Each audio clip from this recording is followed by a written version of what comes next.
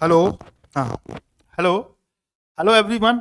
अब आज हम लोग फिर से आ चुके हैं आपका पार्ट 4 लेकर मेंटल एबिलिटी का। जैसा कि हम लोगों ने पहले भी डिस्कशन कर रखा है कि जो मेंटल एबिलिटी का पार्ट्स है, तो लगभग जो 60,000 प्लस वैकेंसीज आई हुई हैं यूपी कांस्टेबल्स, और 927 वैकेंसीज हैं हमारी किसमें, यूपी एएसआई और एसआई की। इन सभी में मेंटल एबिलिटी के क्वेश्चन पूछे जाएंगे। तो आज का इंपॉर्टेंट, बहुत इंपॉर्टेंट पॉइंट्स मैं आपको पार्ट्स पढ़ाने वाला हूं। किसका? मेंटल एबिलिटी का। तो मैं बता दूं कि रीजनिंग के साथ और मैथ के साथ, दोनों ही पार्टों के साथ इस तरीके के इसके क्वेश्चंस आने वाले हैं। और आप अगर समझें तो मैं पहले ही आपको बता दूं कि 18 से 20 क्वेश्चन आपको केवल इस पार्ट से मिलेंगे, और बहुत छोटे छोटे पार्ट्स हैं, बहुत बड़े पार्ट्स नहीं हैं। और इन छोटे छोटे पार्ट्स की मदद से आप बहुत आसानी से अच्छे मार्क्स गेन कर सकते हैं। यानी कि जिन बंदों की मैथ्स, रीजनिंग्स और हिंदी और जीएस में मार्क्स अच्छे आ रहे हैं, लेकिन ये पार्ट्स में मार्क्स कम आ रहे हैं, तो वो इस वीडियो को जरूर देखें। और जरूर देखने के साथ साथ देखें कि प्रीवियस ईयर किस तरीके के क्वेश्चंस आए थे और फ्यूचर में किस तरीके के क्वेश्चन आ सकते हैं। इन सभी चीजों को डिस्कशन के लिए हम आपके लिए ये वीडियो बना रहे हैं। तो याद रखें सर, यूट्यूब पर अगर आप देखना चाहते हैं तो मिल जाएगा, तो बहुत बढ़िया। तो चलिए आज हम सिलेबस की बात करते हैं। तो जैसा कि मैं आपको पहले बता दूं कि पीआईएल यानी कि जनहित याचिका मैंने आपको पहले वीडियो में पढ़ा रखा है। दूसरा पार्ट है शांति एवं व्यवस्था, कानूनी एवं शांति व्यवस्था की बात की जाए तो ये भी मैंने आपको ऑलरेडी पढ़ा दिया है दूसरे पार्ट्स में। तीसरे पार्ट्स की बात करें तो सामुदायिक सद्भाव की, ये भी मैंने आपको पढ़ा रखा है। और चौथे पार्ट्स की बात आज हम लोग करेंगे क्रिमिनल कंट्रोल यानी कि अपराध नियंत्रण की। अपराध नियंत्रण कब हो सकता है सर? तो कानून व्यवस्था होगी तभी अपराध नियंत्रण हो पाएगा। ये बात आप भी जानते हैं और मैं भी जानता हूं कि अपराध नियंत्रण यानी कि जो कानून व्यवस्था है, वो कानून व्यवस्था क्या करती है? शांति व्यवस्था प्लस अपराध को नियंत्रण करने का काम करती है। तो याद रखना है आपको। अब चैप्टर 4 की बात करें तो क्राइम कंट्रोल की बात की जा रही है, यानी कि अपराध नियंत्रण की बात की जा रही है। तो अपराध नियंत्रण कैसे हो सकता है सर?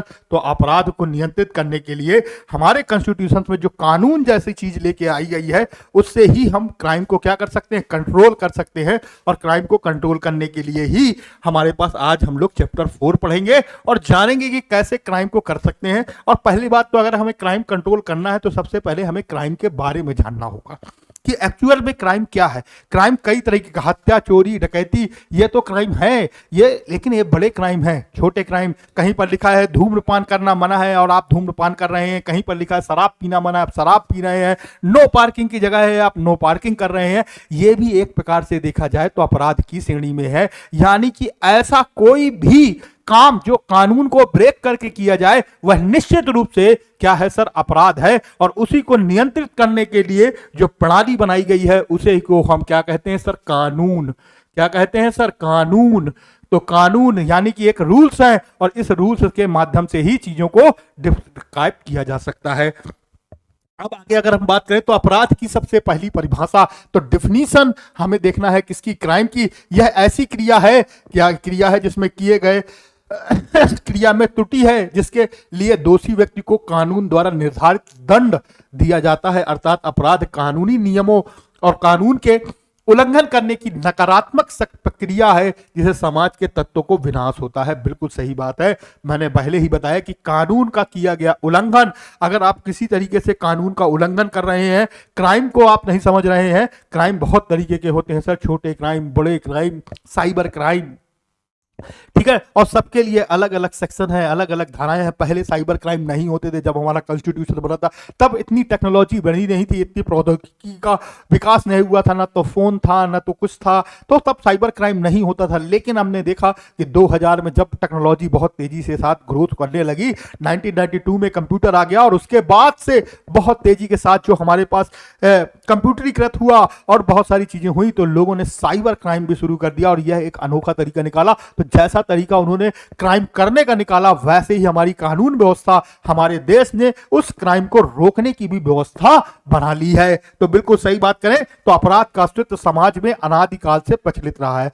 प्रारंभिक आदमी समाज में लोक नीतियां, प्रथाएं, व्यक्ति आदि आचरण के नियंत्रित करता था और इनका उल्लंघन करने पर समूह के द्वारा दंड दिया जाता था। बिल्कुल सर, पंचायत जैसा नाम सुना होगा आप लोगों ने, पंचायत सिस्टम चलता था पहले। अगर कोई भी किसी तरीके का अपराध करता था तो उसे पंचायत क्या करती थी, फैसला सुनाती थी और सजा देती थी। लेकिन इस सजा और फैसले को कहीं ना कहीं गलत भी हो जाता था, क्योंकि पंचायत में कहीं ना कहीं उच्च वर्ग के लोग ही बैठते थे, निम्न वर्ग के लोग नहीं बैठते थे। इस कारण से कॉन्स्टिट्यूशन आया जब, तब सबके लिए एक ही कानून रहा। पूरे देश में केवल एक ही कानून है और जो सभी वर्ग, सभी धर्म, सभी जाति, सभी लोगों के ऊपर लागू होता है। उसमें किसी तरीके का कोई भी भेदभाव नहीं है, चाहे वो महिला हो, चाहे पुरुष हो, चाहे ट्रांसजेंडर हो, कोई फर्क नहीं पड़ता। हिंदू हो, मुस्लिम हो, सिख हो, ईसाई हो, पारसी हो, जैनिज्म हो, बौद्धिज्म हो, कोई फर्क नहीं पड़ता। सबके लिए, सब समाज के लिए बराबर कानून आ गया। तो चलिए, आधुनिक जटिल समाजों में व्यक्ति के आचरण को नियंत्रित करने पर किसी भी व्यक्ति के व्यवहार को दंडनीय अपराध माना जाता है। तो बिल्कुल सही बात है, अगर आप किसी तरीके का गलत आचार वो व्यवहार करते हैं, किसी को जबरदस्ती हैरेसमेंट करते हैं, तो ये सब सारी चीजें हैं। किसी के साथ आप गलत काम करते हैं तो निश्चित रूप से वो क्या है सर, नियंत्रित नहीं करते हैं, तो वो व्यक्ति को व्यवहार को दंडनीय अपराध माना जाएगा। समाजशास्त्री के दृष्टिकोण से अपराधी की बाल अपराधी वह है जो समूह द्वारा स्वीकृत किसी भी कार्य को करने के का अपराधी हो और अपने विश्वास को लागू करने की शक्ति रखता हो, जिससे समाज हेतु खतरनाक समझकर उसे रोका जाना आवश्यक है। बिल्कुल सही सर, मैंने पहले ही बताया कि सर अभी एक मैंने लास्ट क्लास में आप एक कहानी भी सुनाई थी। उस कहानी का मंतव्य यही था कि कोई एक डाइनिंग टेबल है और उस डाइनिंग टेबल में पूरा फैमिली खाना खा रहा है, उसमें एक छोटा बच्चा भी है वो जो खाना खा रहा है। चाचा हैं, दादा हैं, पापा हैं, मम्मी हैं। तो उसकी माँ उसके लिए एक थाली लेके आती है, लेकिन वो बच्चा नाराज रहता है और थाली को अपने पास से दूर कर देता है।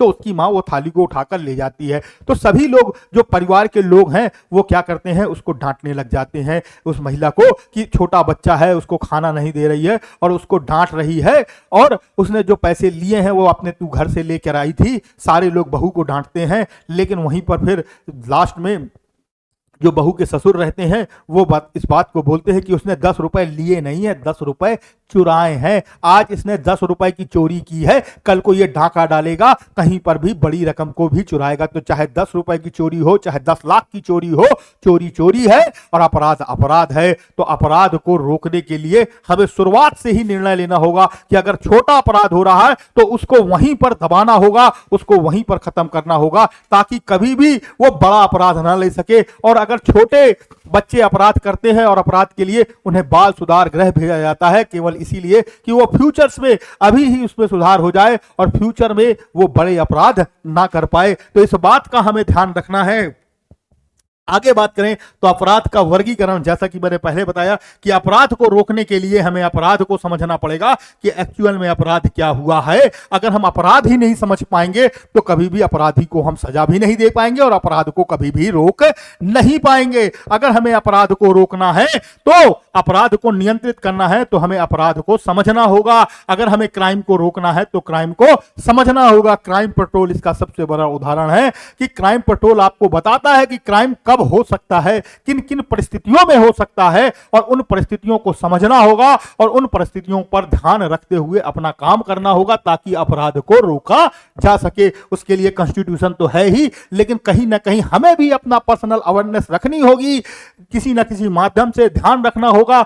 बार बार सूचनाएं आती हैं कि किसी को ओटीपी मत दीजिए, किसी को अपना नाम मत बताइए, किसी को भी अपना debit card, ATM card, pin number मत दीजिए, किसी को भी अपनी पर्सनल जानकारी मत दीजिए, आपके साथ साइबर क्राइम हो सकता है। तो हमें अवेयरनेस भी रखनी होगी, क्योंकि कानून तो हमारी मदद कर सकता है कब, जब हम अवेयरनेस रखेंगे। कानून हमारी मदद तब नहीं कर पाएगा जब हम खुद ही अवेयरनेस नहीं रखेंगे, खुद ही जाल में फंस जाएंगे। तो जाल में ना फंसे, इस बात का ध्यान रखने के लिए आपको ध्यान रखना होगा। तो चलिए आइए बात करते हैं अपराध के वर्गीकरण की। तो कोई भी व्यक्ति किसी भी रूप में अपराध क्यों करता है, इसके अनेक कारण हो सकते हैं। कुछ लोग जन्म से ही अपराधी होते हैं और कुछ लोग परिस्थितियों वश आगे चलकर अपराधी बन जाते हैं। अपराध के विषय में मनोवैज्ञानिकों का मानना है कि व्यक्ति के अंदर हीन भावना का विकास अपराधी भावनाओं को जन्म देता है। कानूनी दृष्टिकोण से अपराध 2 प्रकार के हैं। तो याद रखिए सर, मानसिक स्थिति अगर अच्छी नहीं है, अगर उस पर आप जबरदस्ती की हीन भावना भर रहे हैं, तो कहीं ना कहीं उसके अंदर अपराधी भावनाएं भर रही हैं। इसीलिए आजकल आप देख रहे हैं कि छोटे बच्चों को मारने डांटने के लिए मना किया जाता है स्कूल में, क्योंकि अगर आप उसको मारेंगे और कुछ भी डांटेंगे तो हीन भावना उसके अंदर भर जाएगी, और उस हीन भावना, कंपेयर नहीं करना कभी किसी को किसी बच्चे से, अगर आप कंपेयर कर रहे हैं तो उसके मन में हीन भावना आएगी, और वो हीन भावना के तहत अपराध कर सकता है, दूसरे बच्चे को मार सकता है। तो याद रखिए, ना तो कभी कंपेयर करना है और ना कभी किसी के प्रति हीन भावना रखना है। अगर हीन भावना उसके मन में आपने भर दी तो वह अपराधी प्रवृत्ति का हो जाएगा और आपराधिक भावनाएं उसके मन में जन्म ले लेंगी। इस बात को, दृष्टिकोण को ध्यान में रखते हुए अपराध को कानून ने कितने तरीके से माना है? 2 तरीके से। पहला है समान अपराध। समान अपराध वे अपराध होते हैं जिसमें बहुत अधिक हानि की संभावना कम होती है। याद रखिए सर, समान अपराध में हानि की संभावना कम रहती है, जैसे ट्रेन की चैन खींचना, कहीं भी पब्लिक स्पॉट में सिगरेट पी लेना, शराब पीना, उससे क्या है, कहीं ना कहीं हानि की संभावना बहुत कम है। माना जाता है कि इससे नुकसान कम है, कम नुकसान होगा। और ऐसे अपराधों में शामिल शराब पीकर झगड़ा करना, यातायात के नियमों का उल्लंघन करना, साधारण चोरी करना। तो देखिए, मैंने यही सारी चीजें बताई, अर्थात छोटे मोटे अपराध इस श्रेणी में रखे जा सकते हैं, यानी कि नॉर्मल बात की तो। लेकिन हमें ध्यान रखना है, उसको करना है ताकि वो फ्यूचर में इस तरीके के अपराध को भी हमें रोकना है, ताकि वो फ्यूचर्स में उसकी आदत ना बन जाए, वो बड़े अपराध के लिए ना तैयार हो जाए। इसलिए हमें समान अपराध के समय, छोटे अपराध के समय ही उस पर अंकुश लगाना है। अगर हम अंकुश नहीं लगाएंगे तो निश्चित रूप से वो बड़े अपराध की ओर तैयार हो जाएगा। तो समान अपराधी को कारावास, जुर्माना जैसे दंड दिए जा सकते हैं। बात सही है, जैसे कि कभी भी कोई भी ट्रैफिक नियम को तोड़ता है तो जुर्माना भर देता है, छूट जाता है, बात ठीक है, क्योंकि उससे बहुत ज्यादा समाज को हानि नहीं होती, नुकसान नहीं होता, लेकिन कहीं ना कहीं उसकी आदत ना बिगड़े, इसीलिए वहां पर भी जुर्माने की। मैंने बताया 10 रुपए की चोरी थी, अगर उसके दादाजी उसको नहीं डांटते तो निश्चित रूप से वो कहीं ना कहीं बड़ा अपराधी बन सकता था, बड़ा चोर बन सकता था, और बड़े चोर को ना बनना को पड़े। इसलिए उसके मन में कभी भी छोटी चोरी में ही डांटना चाहिए और उसके मन में हीन भावना का विकास नहीं होना चाहिए। यह बात का आपको ध्यान रखना होगा। गंभीर अपराध की बात की जाए तो गंभीर अपराध वह अपराध होते हैं जिसमें संपूर्ण समाज को क्या होता है सर, खतरा होता है। गंभीर अपराधों में आतंकवादी गतिविधियां, हत्या करना, अपहरण करना, बलात्कार करना आदि शामिल है, और गंभीर अपराध को करने वालों को, अपराधी को उम्र कैद या फांसी की सजा तक दी जा सकती है। बात बिल्कुल सही है कि अगर हमारे पास कोई बड़ा अपराधी है और कोई बड़ी गतिविधि कर रहा है तो ऐसे अपराध के लिए हमको बड़ी बड़ी सजा याफ्ता दी जा सकती है, यानी कि उम्र कैद, फांसी तक की सजा होना संभव है। आगे बात करें, आपराधिक के निम्न कारण हो सकते हैं। तो अपराध के बहुत सारे कारण हो सकते हैं। कौन कौन से हो सकते हैं आपकी स्क्रीन पर सामने आ चुके हैं, आप लोग देख सकते हैं, स्क्रीनशॉट ले सकते हैं। जिन्होंने अभी तक स्क्रीनशॉट नहीं लिया है वो स्क्रीनशॉट ले लेंगे। तो सबसे पहला अपराध के निम्न कारण है, जिसमें से पहला कारण है व्यक्तिगत कारण हो सकता है, दूसरा कारण आर्थिक कारण हो सकता है, तीसरा पारिवारिक और सांस्कृतिक कारण हो सकता है, चलचित्र होता है।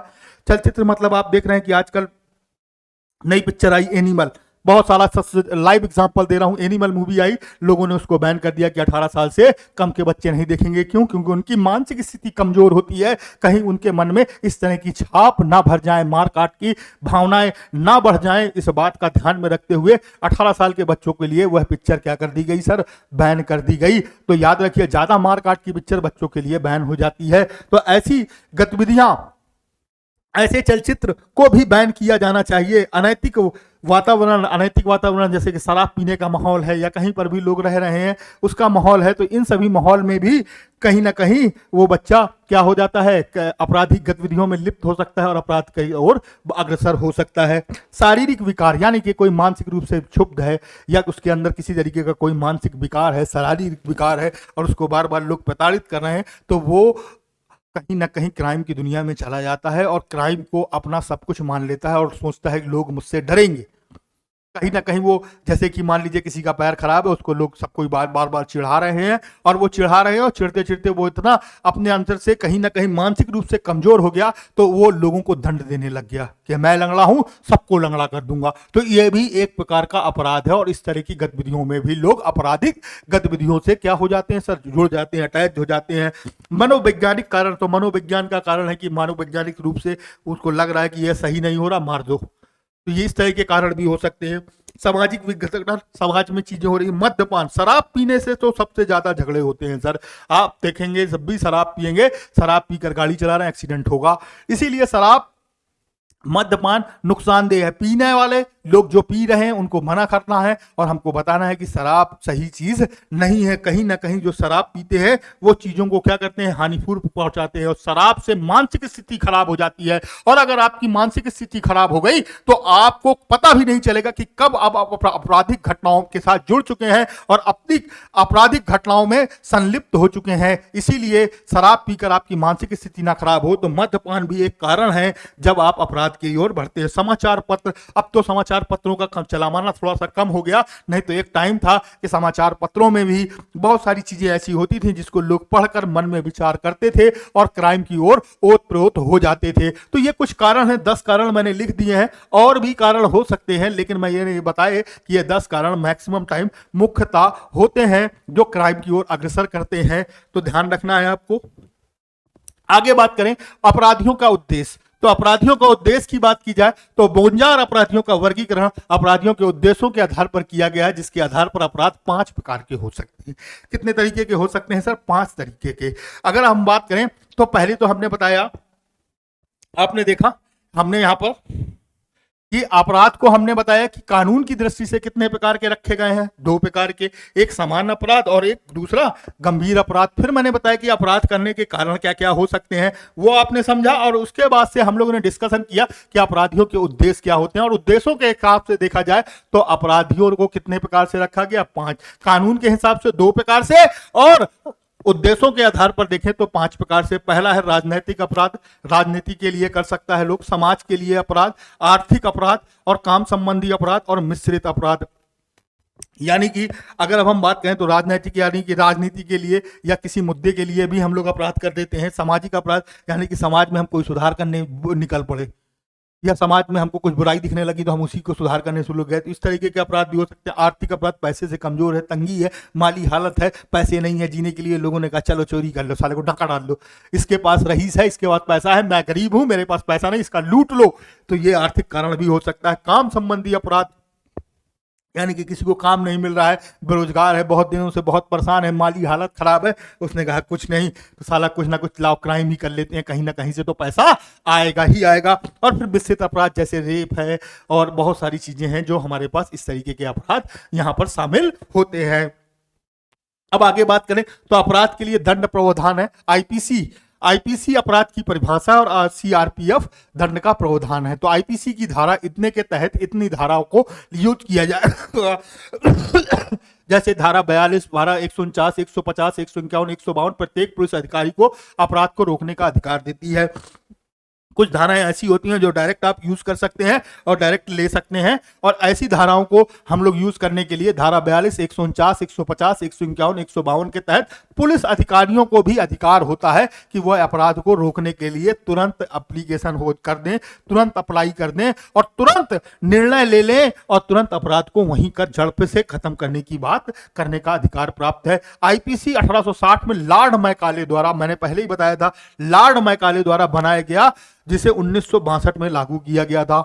आईपीसी यानी कि अंग्रेज लेके आए पुलिस सिस्टम, मैंने पहले ही बताया। तो लॉर्ड मैकाले ने, इसमें फिर बाद में चेंजेस किए गए बहुत सारे, क्योंकि लॉर्ड मैकाले जो लाया वो भारत के खिलाफ था। उसने कहा जो भारत माता की जय बोलेगा मारो उसको, तो ये तो पहले पुलिस का सिस्टम था। उसने कहा कि नहीं, भारत माता की जय बोलेगा तो ये तो गलत हो रहा है। उसने कहा जय हिंद बोलेगा, उसने कहा कोई कहेगा कि नमक पे टैक्स हटाओ तो उसको मारो, कोई धरना प्रदर्शन देगा उसको मारो। तो ये तो कुछ सारे थे, ये बहुत सारे प्रावधान उसने बनाए, लेकिन उसी को हमने फॉलो किया, लेकिन उसमें चेंजेस किए। क्या किए? चेंजेस किए, और उस चेंजेस को करने के बाद हमने अपने देश में उसे लागू किया गया। और सीआरपीएफ को 1898 में और एविडेंस के एक्ट 1872 में बनाया गया। ध्यान देंगे, आईपीसी के अंतर्गत 23 चैप्टर हैं और 511 धाराएं हैं, और आईपीसी की 511 की जगह 356 धाराएं होंगी और 175 धाराओं को बदल दिया जाएगा और 22 धाराओं को हटाया जाएगा और 8 धाराओं को और जोड़ा जाएगा। तो ये थोड़ी सी कुछ जानकारी है, तो ध्यान रखना है आपको कि आईपीसी में 511 की जगह 356 धाराएं होंगी और 175 धाराओं को बदल दिया जाएगा और 22 धाराओं को हटाकर 8 नई धाराएं जोड़ने की बात की गई है। तो इस समय पर अगर हम प्रेजेंट में देखें तो आईपीसी में 511 धाराएं हैं और आईपीसी और सीआरपीएफ में 511 धाराएं हैं और आईपीएस के तहत बताया जाता है आईपीएस 1860 1800 मैंने आपको 3 बताए थे और वहीं पर तीनों से के अंतर्गत यहां पर धाराएं अलग अलग लगाई जाती हैं। उम्मीद है कि यहां तक सबको समझ में आया होगा कि अपराध की परिभाषा के लिए आईपीएस है और दंड के प्रावधान के लिए सीआरपीसी है। तो ध्यान रखना है आईपीसी सीआरपीसी के तहत अक्सर जब भी कोई भी सजा दी जाती है तो आप देखते होंगे जज साहब ये जरूर बोलते हैं आईपीसी धारा तय आईपीसी की सीआरपीएफ की धारा के तहत ऐसी ऐसी घटनाओं के लिए ये सजा याफ्ता है और आपको ये सजा दी जाएगी। आगे बात करते हैं अपराध के लिए दंड का प्रावधान क्या है, सीआरपीएफ क्या है। सीआरपीसी की बात का फुल फॉर्म किया जाए क्रिमिनल प्रोड्यूसर कोड, जिसे हिंदी में दंड प्रक्रिया संहिता भी कहते हैं। यानी कि जैसे आपने देखा होगा बहुत सारी चीजें सुनी होंगी, गीता संहिता, ये तो उसमें है क्या, उसमें नंबर्स हैं उसमें हर एक नंबर्स के लिए अलग अलग प्रावधान है। ये समस्या है तो उसको ये दंड धारा के तहत सजा दी जाएगी, ये दिक्कत है तो एक प्रकार से देखा जाए तो सीआरपीएफ क्या है, एक नंबर सिस्टम है। नंबर दिए गए हैं कि एक नंबर है, एक नंबर की धारा तब लगेगी उसको जब ये क्राइम करेगा, 2 नंबर की धारा कब लगेगी जब ये क्राइम करेगा, 3 नंबर की धारा कब लगेगी जब ये क्राइम करेगा। तो ये जो सारी चीजें हैं तो इन सभी चीजों को लिए ही ये सब क्या किया गया है, ध्यान में रखा गया है। अब आगे अगर हम और बात करते हैं तो सीआरपीएफ उन सभी प्रक्रियाओं के बारे में बताता है जिनसे यह पता चलता है कि यह किसी अपराध से संबंध है, यानी कि अपराध होने के बाद किसी तरह की कार्रवाई की जाएगी। तो आपको ध्यान देना है सीआरपीसी का फुल फॉर्म क्या है, क्रिमिनल प्रोड्यूस कोड। तो अगर हमारे पास क्या करेंगे तो यहां पर जो हमारे पास है सीआरपीसी से एक्चुअल्स में क्या है कि एक कोड है जो आपके पास एक नंबर्स हैं और बताया जाएगा कि पहले नंबर की धारा तब लगेगी, दूसरे नंबर की धारा तब लगेगी, तीसरे नंबर की धारा तब लगेगी, चौथे नंबर की धारा तब लगेगी। इस बात को आपको ध्यान रखना है। आईपीसी क्या है, आईपीसी का पूरा नाम इंडियन पेनल कोड 1860 है। आपने बोला होगा, देखा होगा कभी कभी जज साहब बोलते हैं इंडियन पेनल कोड के तहत 1860 के तहत सीआरपीएफ की ये धारा के तहत आपको ये सजा सुनाई जाती है। तो पीनल कोड 3 तरीके के थे, मैंने आपको पहले ही बताया था। तो ध्यान रखना है आईपीसी का पूरा नाम इंडियन पेनल कोड है, 1860 है। हिंदी में इसे 2 नामों से जाना जाता है, पहला भारतीय दंड संहिता और दूसरा भारतीय दंड विधान। यानी कि ये एक प्रकार से फॉर्मेट है, फॉर्मेट यानी कि हम कह सकते हैं ये बुक का नाम है। अगर आप सीधी सी बात समझे तो ये एक बुक का नाम है कि आईपीसी इंडियन पेनल कोड, और उसके अंदर जो कोड हैं वो उसको क्या कहते हैं सर, सीआरपीसी। आईपीएल एक बुक का बाहर का, जैसे कि अगर हम बात करें तो कांस्टेबल 60,000 वैकेंसी के लिए ये बुक आपके लिए है हिंदी की। अब उसके अंदर क्या क्या कंटेंट है वो आपको सीआरपीएफ है, और बाहर का जो कंटेंट है वो क्या है, आईपीसी है। तो वही है, आईपीसी का पूरा नाम इंडियन पेनल कोड 1860 है और भारतीय दंड संहिता या भारतीय दंड विधान के नाम से भी जाना जाता है, और उर्दू में इसे ताज-इरात हिंद कहते हैं। ध्यान रखना है, पूछ लेता है कभी कभी हिंदी में क्या कहते हैं, भारतीय दंड संहिता या भारतीय दंड विधान, और उर्दू की बात की जाए तो क्या कहते हैं, ताज-इरात हिंद कहते हैं। उर्दू में क्या कहते हैं सर, ताज-इरात हिंद। ठीक है। धाराएं सेक्शन क्या होती हैं, धारा लगातार संख्याओं को कहते हैं। जैसे आईपीसी में कुल 511 धाराएं और 23 चैप्टर हैं, और 488 सबसे पहले आईपीएस में 488 धाराएं थी। बात बोलो समझ में आई कि नहीं आई। मैंने क्या बताया, आईपीसी एक बुक का नाम है और उसके अंदर जो धाराएं हैं उनको हम लोग क्या कहते हैं, सीआरपीसी। तो बात समझ में आई। यानी कि बुक आपने खोली, आपने एक बुक खोली, पहले बुक आपने क्या बना ली, ध्यान से समझिए, ये बुक है, इसका नाम है आईपीसी, और ये क्या है सर, 1860। अब इसको आपने पलट कर खोला, नया पेज निकल के आया, और नए पेज में क्या है, वो सीआरपीसी है। क्या है, सीआरपीसी। यानी कि यहां पर पहला नंबर है, ये पहला नंबर जो होगा वो इस क्राइम के लिए है, दूसरा नंबर की धारा लगेगी इस क्राइम के लिए, तीसरे नंबर की धारा लगेगी इस क्राइम कर के लिए। तो इस तरीके से पूरी बुक्स बनाई गई है। और आईपीसी का हिंदी नाम क्या है, भारतीय दंड संहिता, भारतीय दंड विधान, और इसे क्या कहते हैं, उर्दू में ताज-इरात हिंद भी कहते हैं। आईपीसी में प्रेजेंट में कितनी धाराएं हैं, 511 धाराएं हैं, 23 चैप्टर हैं। कितने चैप्टर हैं, 23 चैप्टर, और पहले कितनी थी, 488 थी, और आने वाले समय में बदलने की बात भी कही गई है। वो मैंने अभी आपको पिछली स्लाइड में बताया। क्या बताया कि बदलकर कितनी धाराएं की जा सकती हैं, 356 धाराएं होंगी, और 175 धाराओं को क्या कर दिया जाएगा, बदल दिया जाएगा। आगे अगर अब हम बात करते हैं तो अपराध के लिए दंड का प्रावधान है। तो अपराध के लिए अलग अलग अपराध के लिए अलग अलग दंड का प्रावधान है। साइबर क्राइम के लिए कानून है सूचना प्रौद्योगिकी अधिनियम 2000, आईटी एक्ट 2000 और राष्ट्रपति की मंजूरी 9 जून 2000 को मिली और लागू कब हुआ 17 अक्टूबर 2000 को। हमने आपको क्या बताया कि साइबर क्राइम पहले नहीं था। सन 1992 में जब कंप्यूटर आया और तेजी के साथ प्रौद्योगिकी बढ़ने लगी, कंप्यूटरीकृत बढ़ने लगा, टेक्नोलॉजी आ गई, तो उस पर हमारे पास समस्याएं बढ़ती रही और 92 के बाद 8 सालों तक ये लगातार चलता रहा, किसी को कुछ पता ही नहीं चला। उसके बाद 2000 आईटी एक्ट 2000 के तहत एक नया कानून बनाया गया जिसे 9 जून 2000 को प्रस्तावित किया गया और 17 जून 2000 को क्या कर दिया गया, लागू कर दिया गया कि क्राइम के द्वारा किसी तरीके का कोई भी जुर्म हो रहा है तो वह भी लागू नहीं होगा। तो इस बात को ध्यान रखना है। अब हम बात करें तो प्रौद्योगिकी का प्रयोग यानी कि कंप्यूटरीकृत टेक्नोलॉजी का प्रयोग होता है, तब दिक्कत क्या होती है। अपराधियों द्वारा टेक्नोलॉजी का प्रयोग करना भी आपके पास क्या है, एक प्रकार से क्राइम है जिसे हम लोग साइबर क्राइम के रूप में जानते हैं। यह एक दुर्भाग्यपूर्ण तथ्य है। अब प्रौद्योगिकी का इस्तेमाल अपराधियों एवं आतंकवादियों द्वारा अत्यधिक किया जाने लगा है, क्योंकि भाई पहले क्रिमिनल कैसे थे, अनपढ़ थे, कमजोर थे, कम पढ़े लिखे थे, लेकिन आज के जो क्रिमिनल हैं वो पढ़े लिखे हैं, आईआईटीएन हैं, एमबीबीएस हैं, तो वो नई नई टेक्नोलॉजी लेकर आ रहे हैं। उन सभी टेक्नोलॉजी से जो प्रयोग हो रहा है वो भी एक प्रकार से है, जैसे प्लास्टिक कार्ड, डेबिट कार्ड्स के द्वारा दी जाने वाली चोरी, धोखाधड़ी का अपराध। मैंने देखिए बताया कि सब साइबर क्राइम क्या है, अवेयरनेस आपको रखनी होगी। बार बार आपको बताया जाता है किसी को ओटीपी मत दें, किसी को अपना डेबिट कार्ड नहीं दें, किसी को अपना क्रेडिट कार्ड नहीं दें, कि कहीं पर भी अपनी जानकारी को फुलफिल ना करें। अगर आप ऐसा कर रहे हैं तो कहीं ना कहीं आप साइबर क्राइम्स के बारे से फंस जाते हैं। आपको बोलता है, बैंक भी बार बार फोन करता रहता है कि बैंक किसी तरीके का कोई फोन नहीं करता, किसी अपडेशन का, किसी ओटीपी की मांग नहीं करता, बैंक किसी तरीके का आपको कोई लिंक नहीं भेजता। तो इन सभी चीजों को ध्यान में रखना है। अपराध नियंत्रण की प्रौद्योगिकी का प्रयोग आधुनिक तकनीकी से लैस अपराधियों के मंसूबे ध्वस्त करने के लिए आवश्यक है कि पुलिस तथा अन्य सुरक्षा एजेंसियों द्वारा भी अत्याधुनिक प्रौद्योगिकी उपकरण का यंत्रों का प्रयोग अपराध और अपराधियों से लड़ने के लिए किया जाना चाहिए। अब देखिए सीधी सी बात है कि टेक्नोलॉजी पर जो लोग अपराध कर रहे हैं, टेक्नोलॉजी युक्त लोग अपराध कर रहे हैं, तो कहीं ना कहीं हमारे देश को भी टेक्नोलॉजी को बढ़ावा देना चाहिए और टेक्नोलॉजी को बढ़ावा देंगे तभी हम सारा साइबर क्राइम को रोक पाएंगे। अगर कोई टेक्नोलॉजी वाला क्राइम कर रहा है तो हमें टेक्नोलॉजी वाले बंदे भी हायर करने पड़ेंगे और टेक्नोलॉजी वाले बंदे हायर कर ही हमें उनको क्या करना होगा, बराबर करना होगा। तो बिल्कुल सही सी बात है सर। सामने कोई अगर बंदूक लेकर आपसे लड़ने आ रहा है और आप खाली हाथ लड़ने जाएंगे तो निश्चित रूप से आप मरेंगे ही मरेंगे।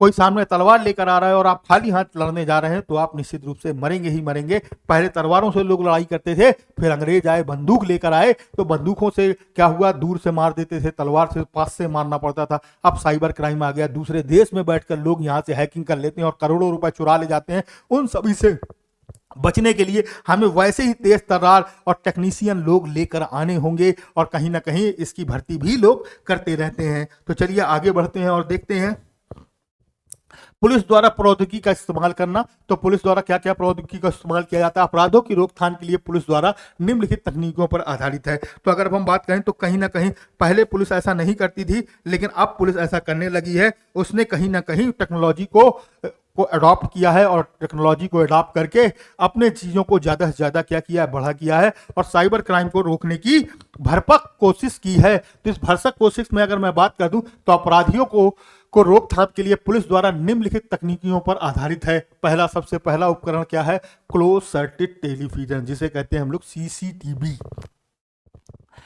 तो सीसीटीवी तो सबसे बड़ा आजकल तो देख रहे हैं हर जगह सीसीटीवी लगाए जा रहे हैं, हर चौराहे पर सीसीटीवी लगाए जा रहे हैं, हर ऑफिस पर सीसीटीवी लगाए जा रहे हैं और यहां तक कि कहा जा रहा है कि यूपी की जो भर्ती होगी वो भी जो भी सेंटर होंगे, एग्जाम सेंटर होंगे, वो किसकी नजर में होंगे सर, सीसीटीवी की नजर पर होंगे। तो आपने देखा कि सीसीटीवी की नजर में यूपी का जो एग्जाम है वो तक सीसीटीवी की नजर में होना है। तो कहीं ना कहीं अगर कोई भी आपराधिक गतिविधि हो रही है, उस आपराधिक गतिविधि को रोकने के लिए जो सबसे कारगर चीज है वो है क्या, सीसीटीवी।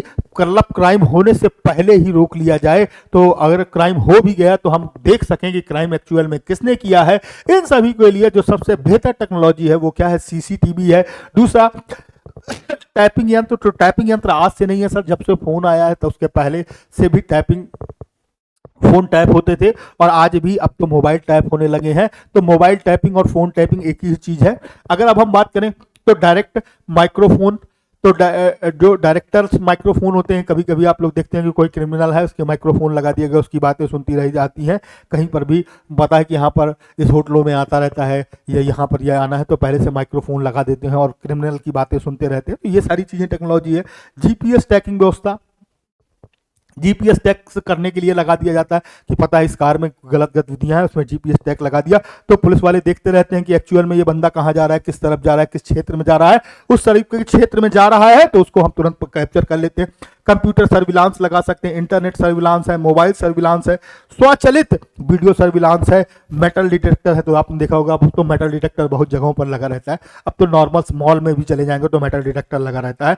और आप देखते हैं कि हर कपड़ा, हर चीज में वहां पर मेटल डिटेक्टर है। जैसे ही आप निकलेंगे तो मेटल चिल्लाने लगता है, टाँ टाँ टाँ टाँ टाँ, है कि नहीं। फिर बारूद खोजक यानी कि एक्सप्लोजिव डिटेक्टर, तो कहीं पर भी बारूद लगा दी गई, बम हो गया, तो सबको सबसे पहले बम स्क्वाड वाले को बुलाते हैं और वो खोजता है भैया कहाँ है बम स्क्वाड है। डॉग का कुत्ते हैं, पहले कुत्ते रखते थे, अब कुत्तों का काम कम हो गया है, डॉग स्क्वाड प्रशिक्षण प्राप्त कुत्ते भी रखे जाते थे। अब कुत्तों से ज़्यादा मशीनें आ गई हैं तो कुत्तों का काम कम हो गया, लेकिन पहले कुत्ते ही रखे जाते थे क्योंकि माना जाता है कुत्ता जो सबसे वफादार जानवर होता है और कुत्ते में सूंघने की क्षमता बहुत ज़्यादा होती है और वो कई किलोमीटर तक से पहले से सूंघ लेता है। उसमें सर्प तरंगों सुनने तक की ताकत होती है जो चमगादड़ों में भी होती है। उपयुक्त सभी उपकरण तकनीकी इस्तेमाल करने के लिए पुलिस कर्मियों को प्रशिक्षण के लिए अत्याधुनिक प्रशिक्षण कार्यक्रम चलाए जा रहे हैं। बात बिल्कुल सही है। अगर जो पुलिसकर्मी पहले थे, जो पहले भर्ती हो चुके थे, उनको इन सब चीज़ों के बारे में जानकारी नहीं है कि यह किस तरीके क्राइम है होता है, कैसे काम करता है, तो इस तरीके के प्रशिक्षण करने के लिए प्रशिक्षण करने वाले लोग भी हायर किए जा रहे हैं जो प्रशिक्षित करते हैं। वो प्रशिक्षित करने वाले लोग पुलिस विभाग को प्रशिक्षित भी करते हैं कि कैसे कंप्यूटर लाना है, कैसे नई टेक्नोलॉजी पर काम करना है। इन सभी टेक्नोलॉजी पर काम करने के लिए वो सारी चीज़ों को क्या करते हैं, एप्लीकेबल करते हैं। तो ध्यान रखना है।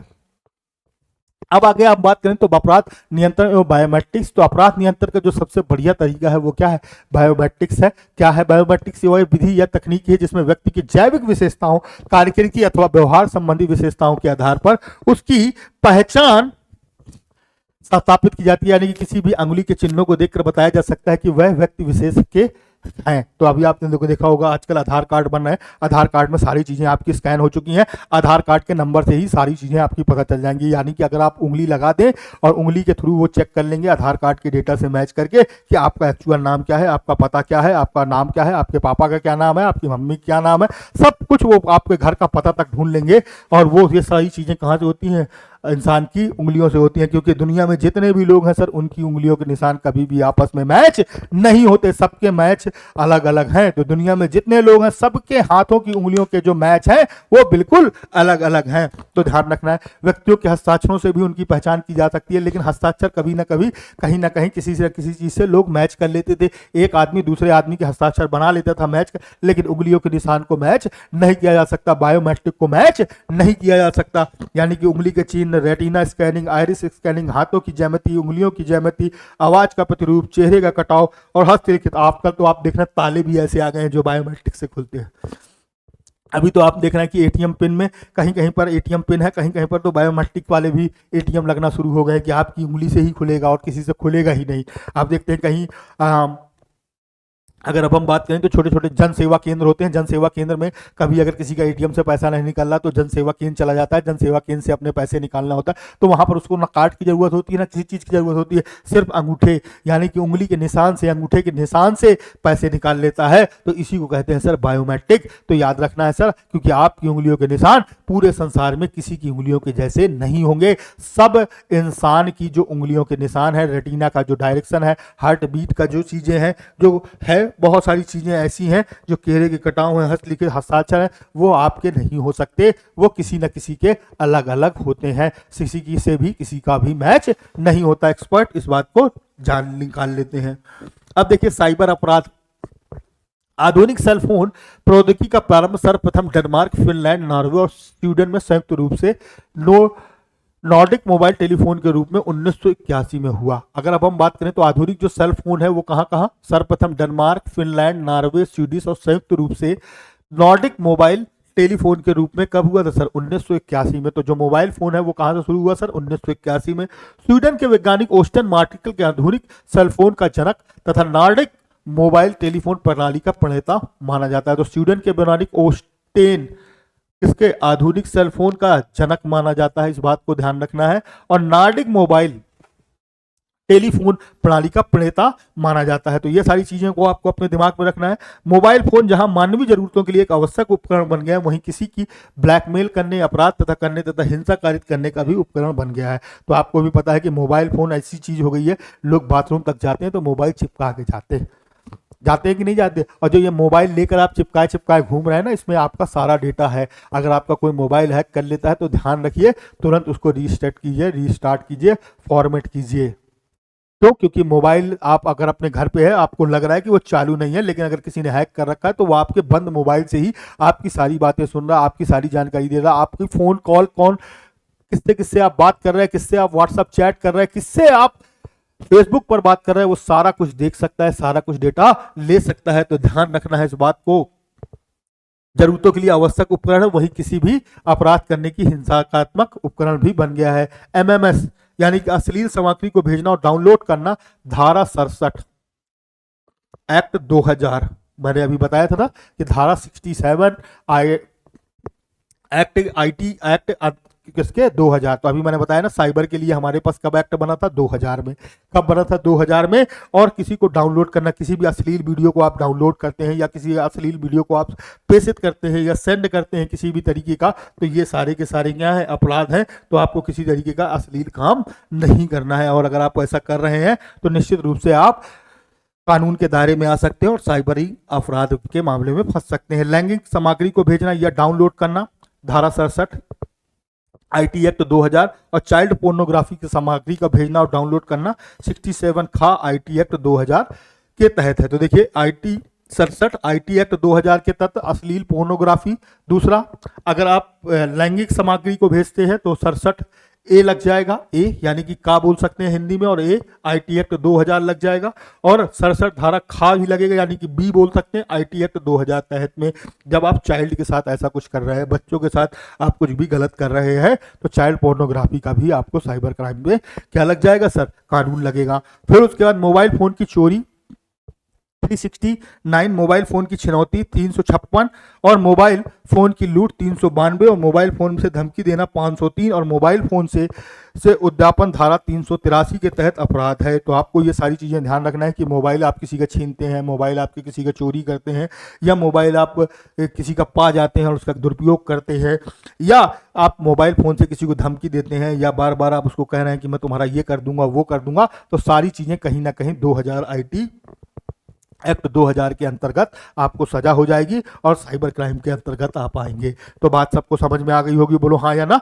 आ गई है तो चलिए आगे बढ़ते हैं और आज के क्वेश्चन की बात करते हैं। तो पीवाईक्यू को स्टार्ट करते हैं और देखते हैं कैसे पीवाईक्यू है। तो पहला क्वेश्चन आपकी नजरों पर आ चुका है, तो आप लोगों की स्क्रीन पर आ चुका है। पीवाईक्यू देख लेते हैं और देख सकते हैं अपकमिंग एग्जाम्स में कैसे क्वेश्चन आ सकते हैं, जिसके माध्यम से आप लोग क्वेश्चन को सॉल्व करेंगे। तो ध्यान रखना है आप लोगों को।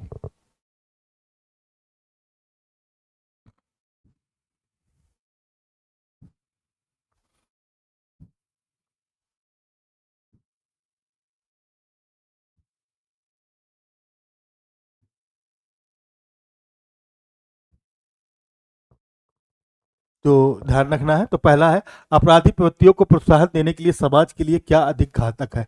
तो याद रखना, गंदी बस्तियों में रहन सहन, फिल्मों में अश्लीलता, हिंसा व क्रूरता के दृश्य, पारिवारिक के सदस्यों में अनैतिक आचरण। तो अगर अब हम बात को समझें तो अभी तक हम लोगों ने जो बातें की उन सभी बातों का यही निष्कर्ष निकल रहा है कि मैंने आपको 10 कारण बताए थे जो क्या करते हैं, अपराधी प्रवृत्तियों को प्रोत्साहन देते हैं। तो 10 कारण में से आप देख रहे हैं 3 कारण आपके सामने हैं। इसका मतलब उपरोक्त सभी यानी कि ऑप्शन डी बिल्कुल करेक्ट आंसर हो जाएगा। उम्मीद है कि यहां तक सबको क्लियर हुआ होगा। चलिए नेक्स्ट देखते हैं, भारत में अपराध के लिए निम्न में से कौन सा कारण उत्तरदायी नहीं है।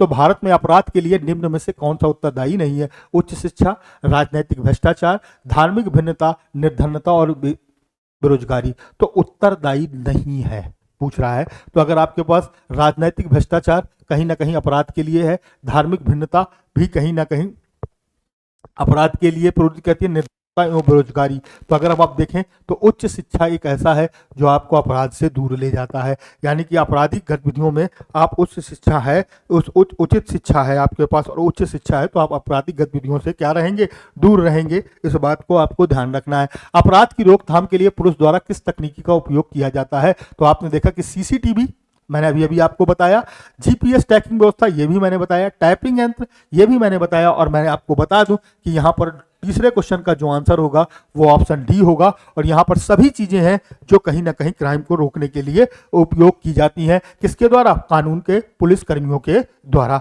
तो आपको इस बात को भी ध्यान रखना है। आगे देखें, किस उपकरण से 10 उंगलियों का चिन्ह आसानी पूर्वक लिया जा सकता है? तो आपसे पता है camera, live scanner, web cam और उपयुक्त में से कोई नहीं। तो आपको भी पता है कि कैमरा, लाइव स्कैनर और वेब कैम, तो कैमरे के माध्यम से 10 उंगलियों का चिन्ह आसानी पूर्वक नहीं ले सकते हैं, वेब कैम से भी नहीं ले सकते हैं। तो आप बात करें तो लाइव स्कैनर जो होता है, स्कैन करने वाला जो होता है, स्कैनर की मदद से आप 10 उंगलियों के चिन्ह प्रिंट आउट ले सकते हैं किसी भी व्यक्ति की। तो आपको ध्यान रखना है।